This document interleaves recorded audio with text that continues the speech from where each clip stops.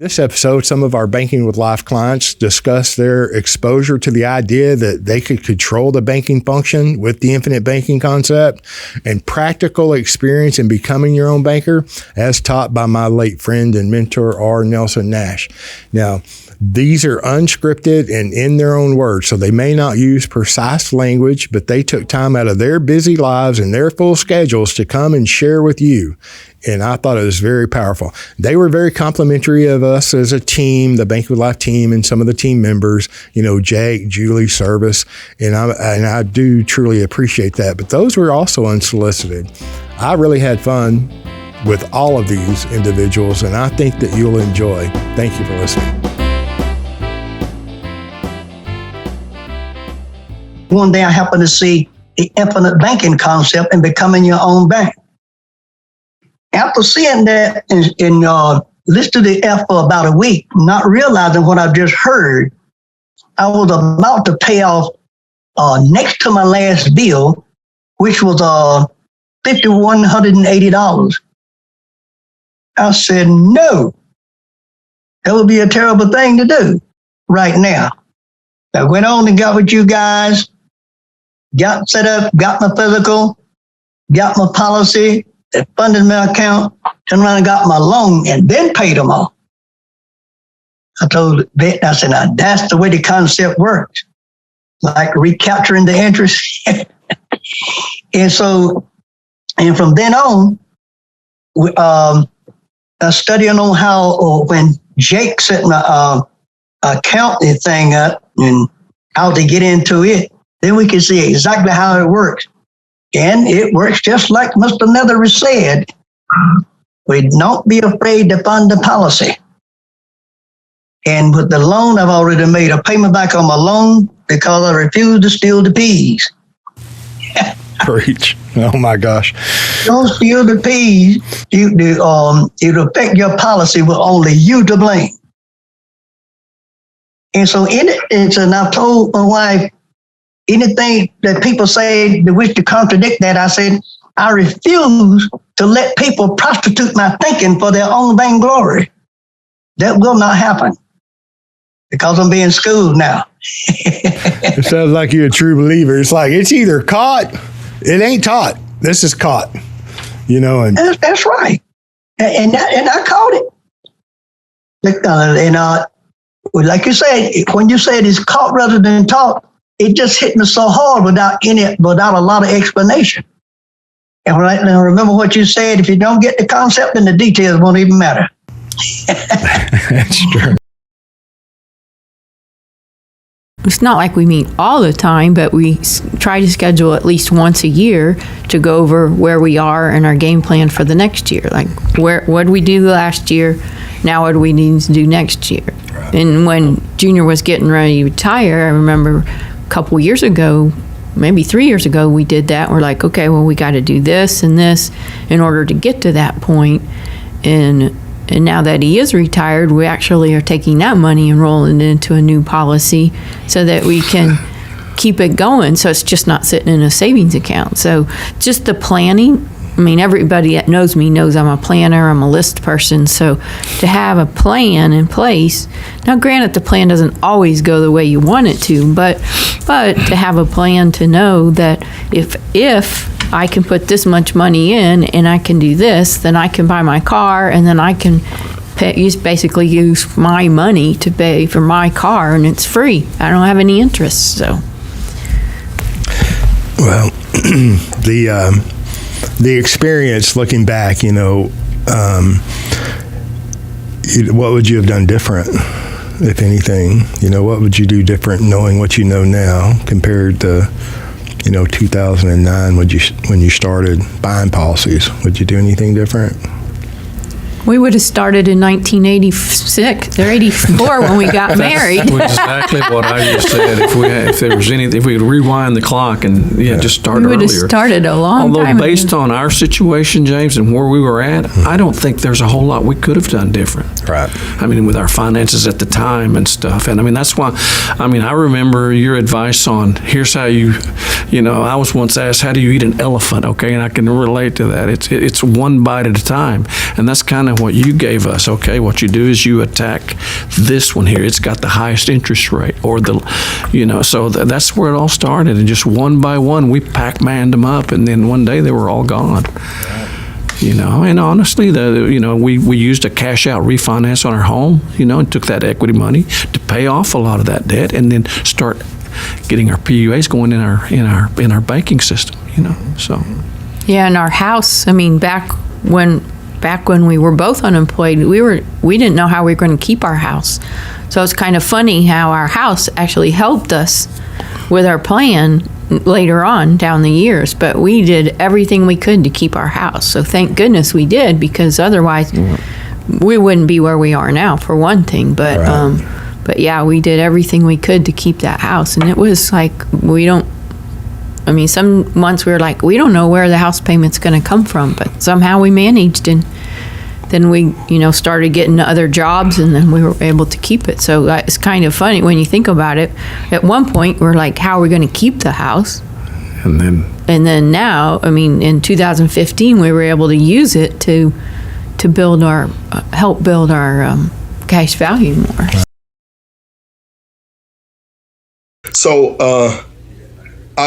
So taking this further and working with Jake, Jake drew up illustration for me, he called me again, and we kind of went over and told me, hey, this is how this is read, and this is how you go through this. And he went over it with me. And so it wasn't just the numbers, but like I said, it was the concept. But and then that eventually, obviously, led me with you too, James. And so we went ahead and we drew up that first policy. And I said first because we have two. I had to come back, and because it makes sense, and it's kind of like you said, when you create the policy. I eventually found myself in a position where I said, wow, I wished I had made this where I could get more money into this policy. and so I think maybe starting out, maybe, I wish my vision had been bigger, because at some point I realized, well, you know what? I need more room in this policy. And I think so we started a second one the first one was on me, the second one is on my wife, Denise. And so I think hers is, we're a little over a year on hers, and I think I'm at 2 years on mine. And so collectively, that is my banking system. And so as I said, right now I'm in what Nelson called the capitalization stage, where I believe he said like 4 to 5 years, just work on capitalizing your bank. And James, let me say this too. For some, I took a note here, if I can just share that right quick. Sure. Because I made some comments along the way, as I began to practice this concept.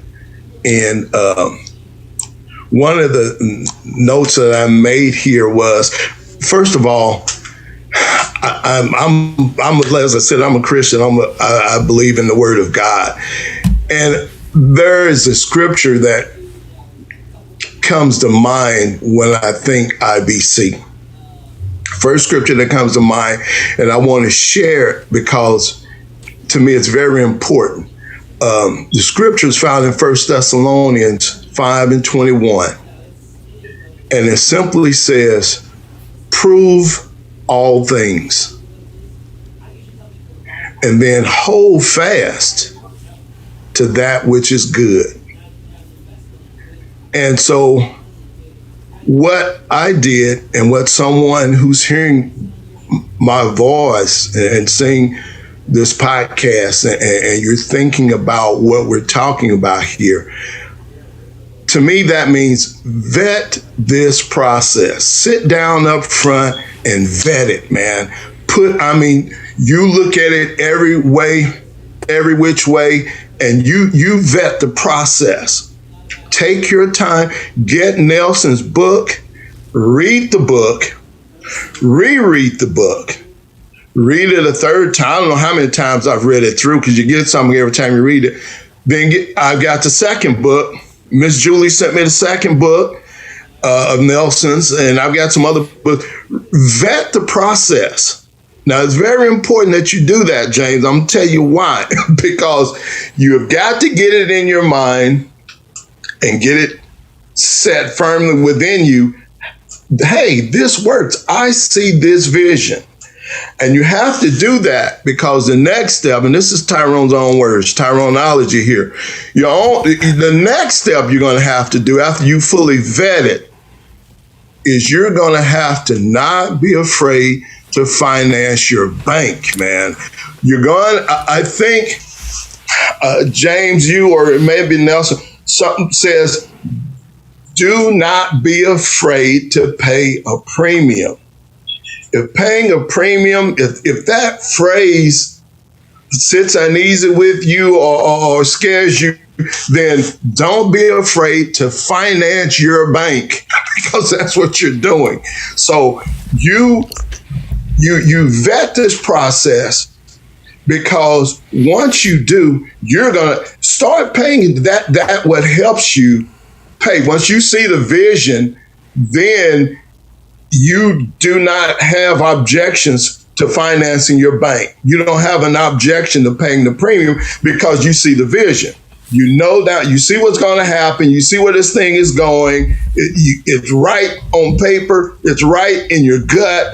This thing is right. So vet it, and then vet it, because you're going to have to finance your bank. That's imperative. And what I mean by that, too, James, is be intentional in financing your bank.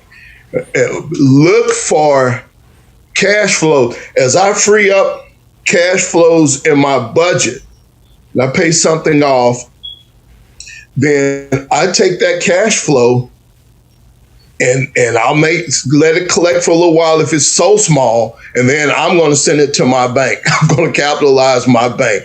One time, James, I test myself. I'm like, and I don't mean to hog the show, man, but this concept is great for me. I'm kind of like one thing I have in common with Warren Buffett, as they say. It's said that Warren, every day going to work, he'll stop by McDonald's and he will buy the English muffin, the Egg McMuffin. Have the Egg McMuffin sound. And so I do that a lot too on the way to work. I'll pull a Mickey D's and I'll buy my Egg McMuffin. And not because he does, but because it's fast food, but it's not as bad. So I'll buy the Egg McMuffin. So sometimes what I'll do, James, when I say be intentional in your financing, I will forego that $3.48 now for a week. Let that add up to $17.40. And I may do it a second week. And then I will, and I'm intentionally doing that as a cash flow to financing my bank. Yeah, that's what I mean by being intentional. And you do that. So what you're doing is training yourself. You're helping yourself. Help yourself, man. And so be intentional, in financing your bank. Don't be afraid to do it. Be intentional. And so it's only going to help you in the long run. So before you spend money, before you take a trip, before you buy a car, if you have one that works and you don't need a new car, you think twice about it and say, you know what, let me throw the money into my life insurance policy. And then the second aspect of it was that by putting the money into a life insurance policy, I still have access to the money. What? And you're not 59 and a half? And I'm not 59 and a half, and I'm not retired. And I have access to that money tax-free, not tax-deferred. And that is huge. And we have used that. So we've used borrowing from our life insurance plans to make purchases. And then we pay the life insurance company back. So instead of using a bank to do banking, we have used our own bank, our own life insurance policies, to do banking. And whenever I wanted to do that, I didn't have to fill out a loan application. I didn't have to sign 50 times like when you refinance a home or purchase a home. Mm-hmm. I made one phone call, and the next day, the money was an ACH transfer into the bank account, the regular bank account. And then I used the money. And then I would pay back that loan. Discipline. And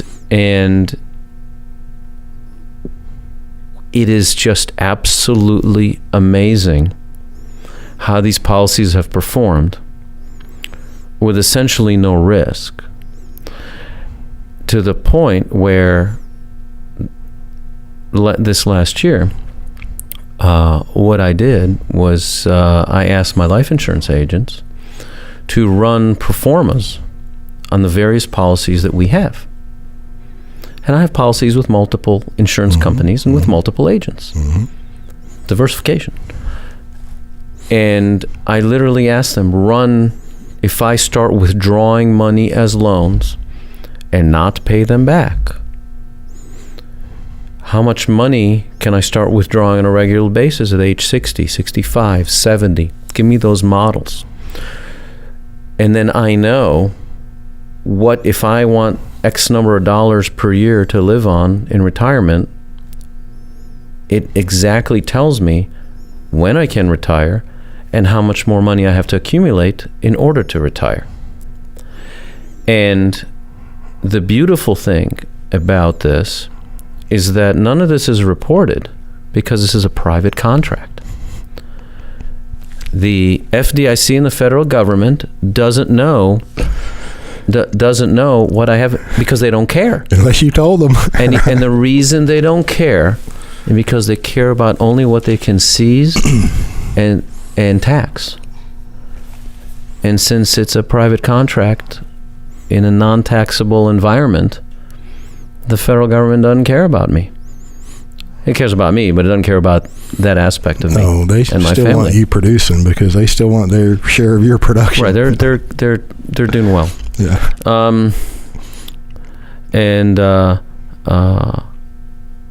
But those aspects of it were tremendous. Now, so when I look at this, and on so many levels, this is amazing. And the reason, especially with what I did with our children, what my wife and I did with our children is we created them a growing asset. That when now the two are adults and two will be adults, God willing, someday, just not too soon. Right. Time's ticking fast. Then they will literally enter adulthood with an asset, with their own mini bank. And they can use that money, they can borrow that money for their education, to purchase a car, down payment on a house, anything. Finance the house instead of using a bank. Depends how much money there is in there and how expensive their real estate is. And they will literally start life with a nest egg. And that tool is just so powerful. What's that word? That whole buy term, investor difference, and the mutual fund psychology, in my humble opinion, I think that is the scholarship thinking of that world. Yep. It's really good in that world.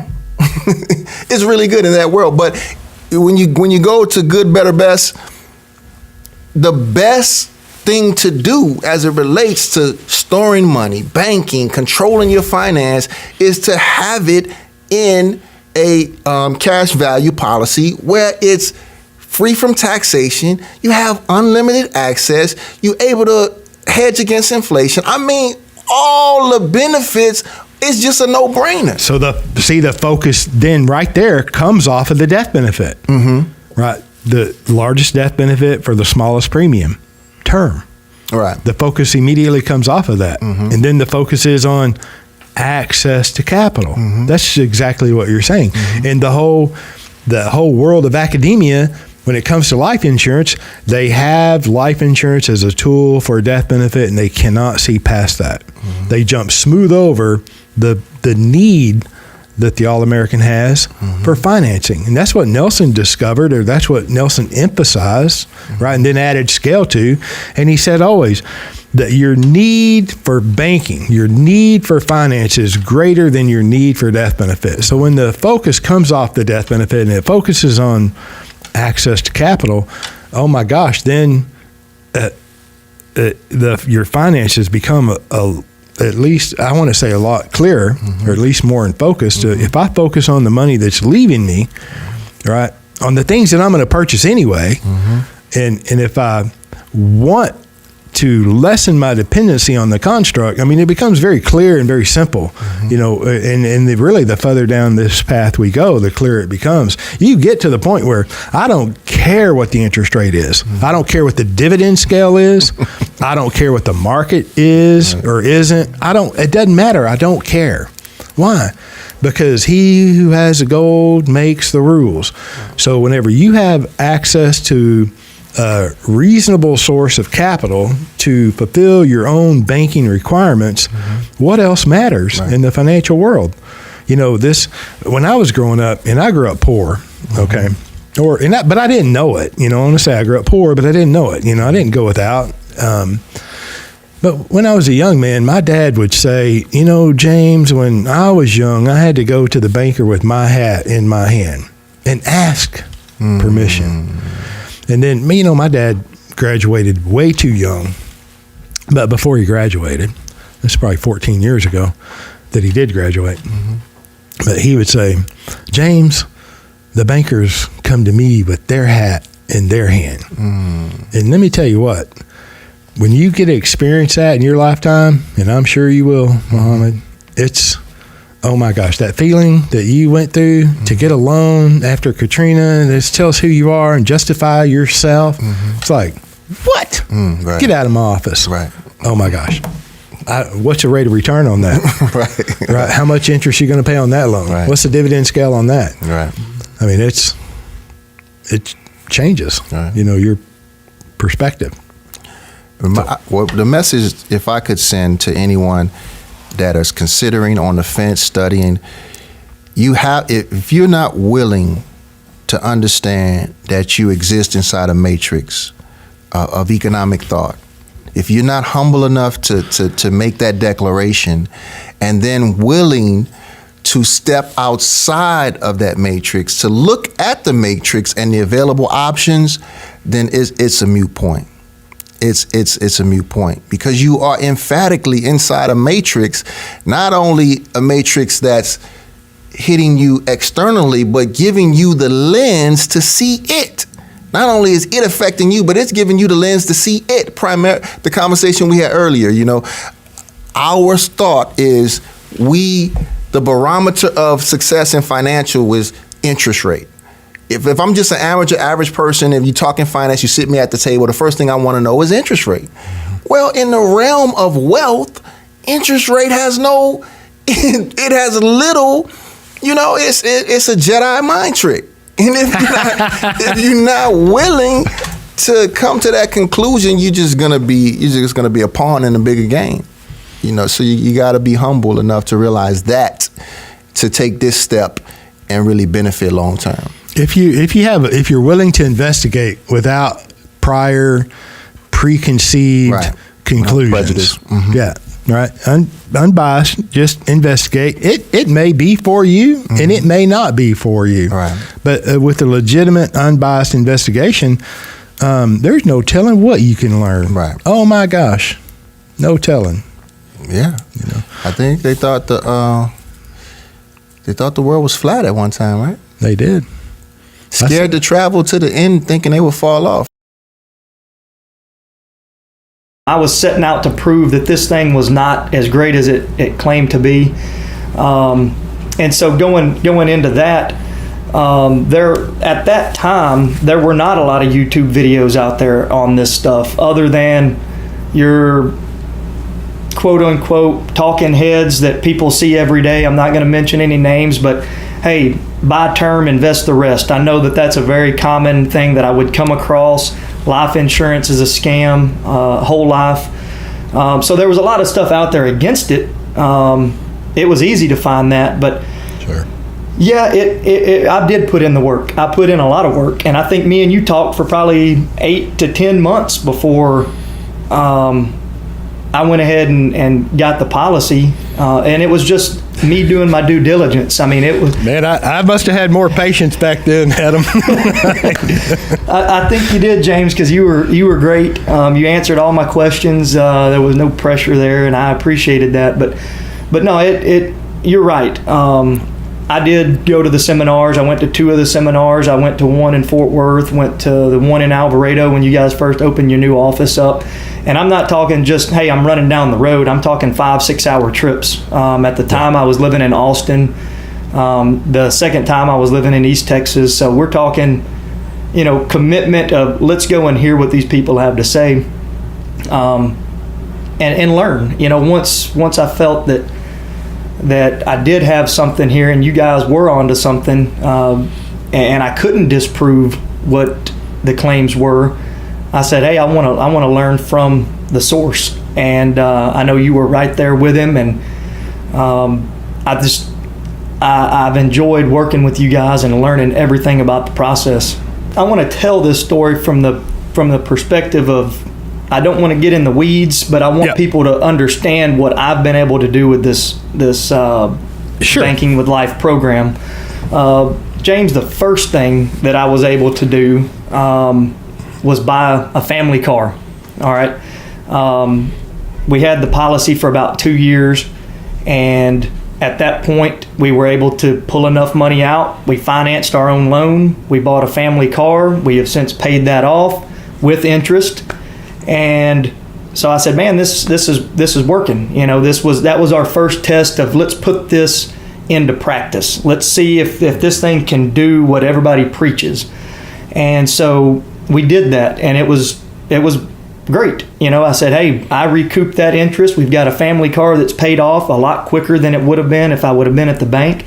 And I kept that interest, not the banker. The second thing that I was able to do was the company that we now run, family business, we're in construction. We had to buy a piece of equipment, a skid steer. We were going to go to the bank, and I said, whoa, hey, let's put this thing into practice again. Let's I remember try. that. Yeah, and I called you and said, hey, what do I need to do? Let's get this thing set up. And it was a very simple process. There's no qualifications. There's no forms that you've got to fill out. I mean, it was a quick, simple. We needed it quickly. We got the money out of my account quickly. We bought this piece of equipment. It has since been working and making money for us. The company paid me back that loan with interest. And I got to say, too, it's pretty interesting, though, that you have the opportunity. You're working with your father, correct. right?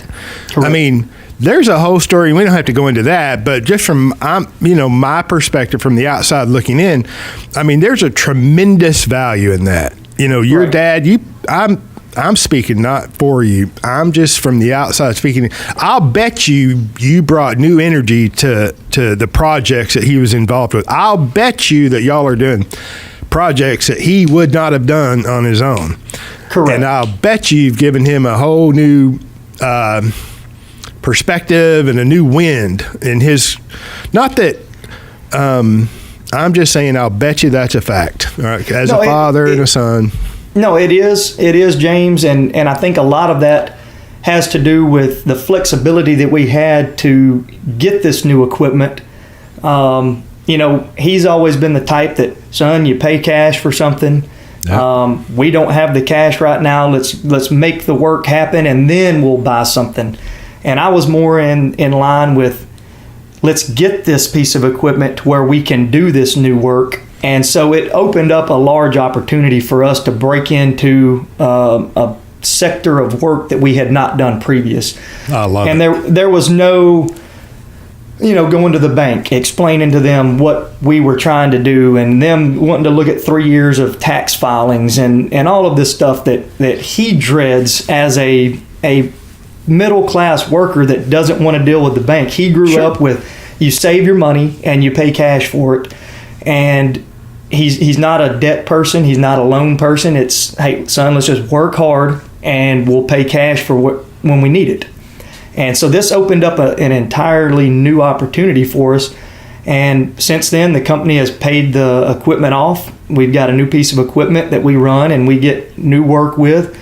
And it has just been a major blessing. And then on top of that, that loan got paid off. So now we're sitting here, everything's paid back in, and an opportunity comes up with some land down the road from us that's a great piece of land. It's highly developable. It's in an area that the school zone, or the school, is very highly sought after. There's just not a lot of construction going on. So I saw an opportunity there, got a policy loan, bought the piece of land outright, and have since started building a spec home on it, all with the money that was in my life insurance policy. No banker, no, guy in nice suit and tie coming out, walking around on my job site. Telling you their timeline. Right. Trying to tell me what needs to be done and when, and holding that money hostage. Yeah. Saying, well, when you finish this, you can then get the funding to move forward. Yeah. Anybody that's built a home knows that sometimes those timelines don't line up and they don't work. So just cutting that entire piece of the process out has been a huge blessing. We're about, I would say, a week from total completion. The house is on the market. Really? So, I mean, it's one of those things that when that house is sold, that loan gets paid back with interest, and we'll do it again. And so at this point, we've got a banking system in place at this point that we can basically use over and over and over, regardless of what the situation is. New equipment, new car, another spec home, another piece of land that becomes available. And it has just been an amazing process for me to see in person how it's gone from that first payment, a monthly payment, and thinking, man, it's just going to take forever. And hey, I'm going to tell you, it's not instantaneous. It's really not. And I don't want people to get that impression. I'm 6 years down the line at this point. But I will tell you, 6 years goes very fast in this. When you're doing what I'm doing, 6 years goes by very fast. And if you're diligent and you're disciplined and you continue to follow the rules, and there's a bunch of rules, but hey, the rules are there, and I'm not going to go into that, but don't steal the peas and all the rules that come along with these policies. It's so much better than following the rules of bankers that are basically there to skim off the top and make money off of you. Yeah. And make you jump through hoops. And as a military person and as a business owner, I got tired of jumping through hoops for other people, and this allows me to jump through less of them. I'll put it that way. This was what I was looking for. So then I reached out to you and haven't looked back since. As you said, a year ago, I just had my 1 year anniversary on our first policy. But I've already started to look at not only a policy on myself, but also, of course, a policy on my wife. We're about to turn 59 and a half, so we're about to enter the golden decade, I think you call it, golden 12 years or 13 years. It's a magical. When we have access to that money, and my plan is to move it It's been doing what it's been doing, but we're going to move it into our own bank. We're going to create opportunity for our family in the future. I've already begun to talk to my kids about this concept. I haven't inundated them with IBC and all the terms, but I've said, I've introduced the concept of what if we as a family, right? We got 5 families. You know what a mortgage is like. They all have a mortgage now, so they get it, right? I can show them you're paying, 90% interest, not that 3% the bank told you, right? So what if we as a family could capture all that interest for future generations of our family? That's how I introduce it to them, because, they're still young, early 30s, mid 20s. And so I don't want to overwhelm them, but I wanted to give them a concept that they could kind of latch onto, and they could see that this is not just for me or just for them, but it's for generations of our family. So I started that process. They've all kind of understand that much of the concept, and I've ordered starter kits for all of them, and we'll be having this I already had the conversation with my oldest. He and his wife are fully on board. And so the next thing, I had reached out to you recently, and the next thing I plan to do after my wife's policy and my policy is set up, as Nelson describes in his book, to do this generationally. It's the grandparents' responsibility to set these up for the grandkids. And that's what I plan to do. That's an even distribution of age classes. I believe page 70 or 71 in Nelson's first book, Becoming Your Own Banker. So thank you for letting me say that. Now keep going. I love it. Okay. No, I love it too. This is, like I say, this is what I had been looking for. I just didn't know what it was called. I didn't know. It's interesting that I didn't know about it either, because you talk about yourself being in the insurance industry for a long time before you ever heard about it. My father was an insurance agent. That's what he did.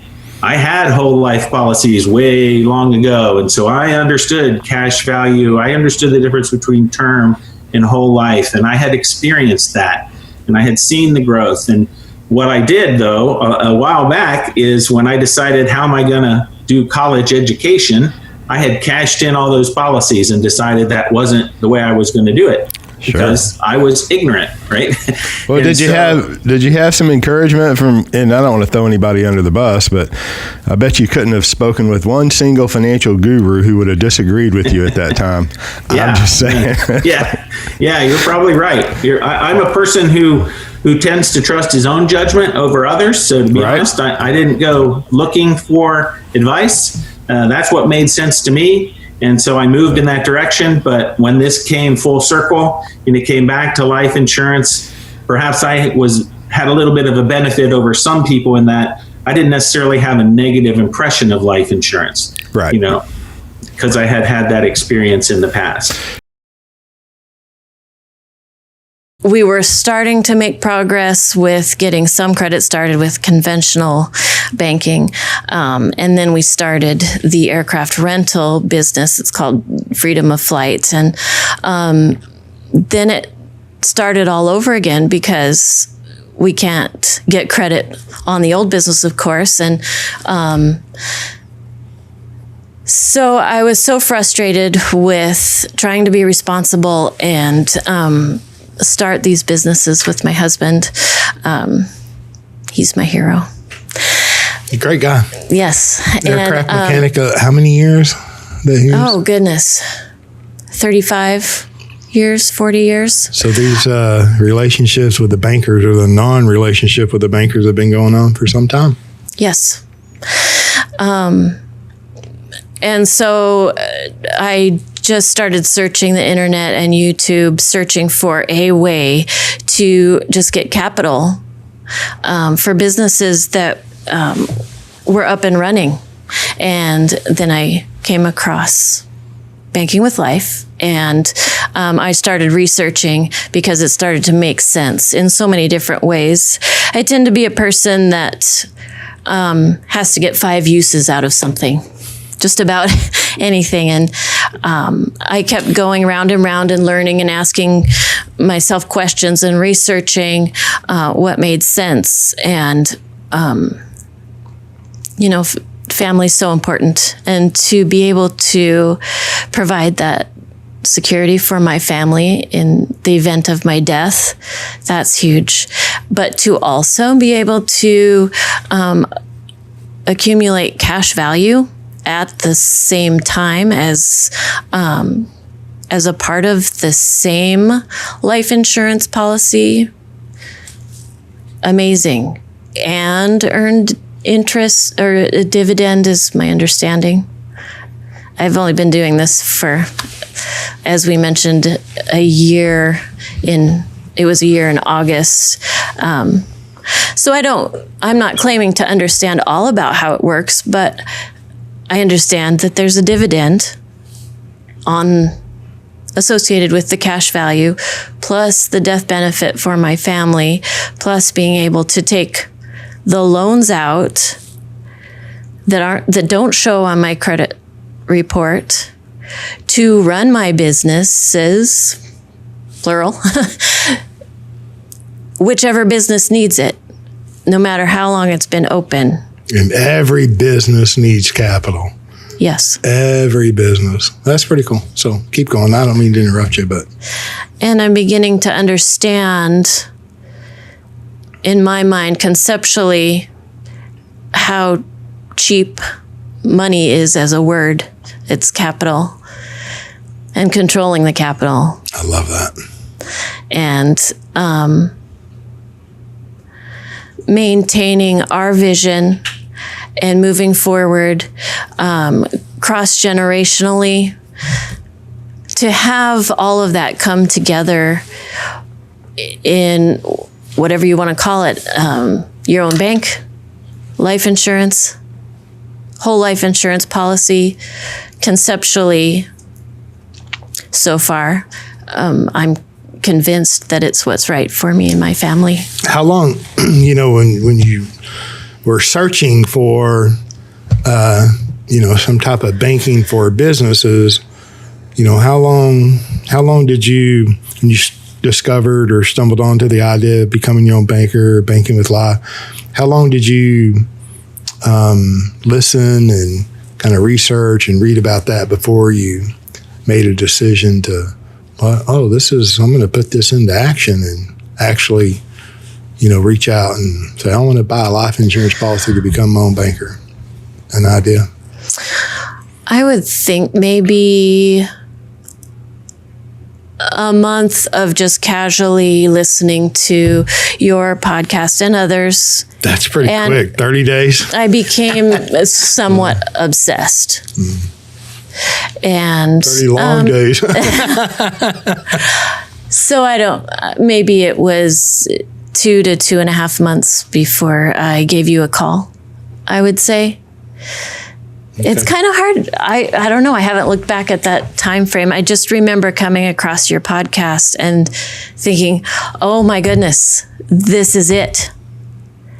It's not tied to my credit score. It doesn't matter if I've been in business 6 months, 2 years, 70 years. If I have the cash value, I am able to take that as a loan and still use that money in my businesses to produce cash flow, and it's gaining a dividend at the same time. How can, as long as I am responsible and continue doing what I'm supposed to do with policies and loan repayments, the guarantees are there. How can that even be possible in today's world? And so I don't understand how so many people can be bad-mouthing the system, and I don't claim to know everything. All I'm saying is, so far, to me, in vetting the process and in being involved in the process, everything has gone better than I thought it would. Really? Mm-hmm. Better. I love that.